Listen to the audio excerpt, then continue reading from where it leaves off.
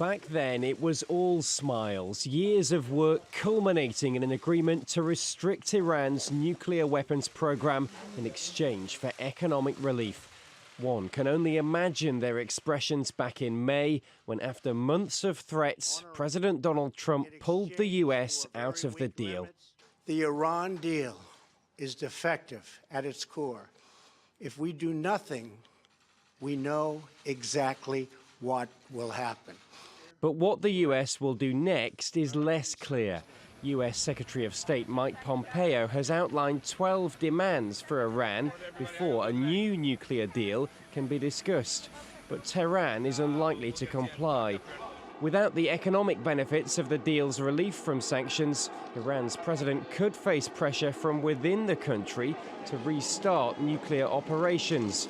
Pompeo and others have also signaled support for protests in Iran, but deny they're pushing for regime change. Secretary Pompeo and others in this administration think that the Iranian government is on the verge of collapsing. I don't actually think that that's the right way of looking at it. I think the Iranian regime has got a lot more longevity than American officials might believe. When President Trump pulled the US out of the nuclear deal, he also said he'd put sanctions on any company looking to do business with Iran.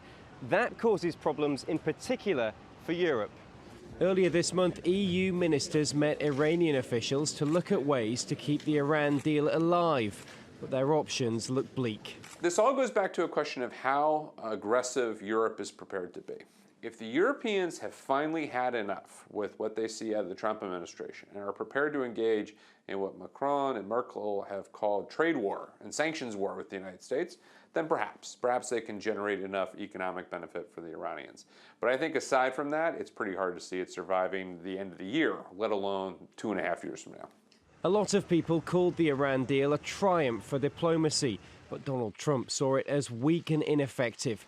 Now he's set himself the challenge to come up with something better. Harry Horton, TRT World, Washington.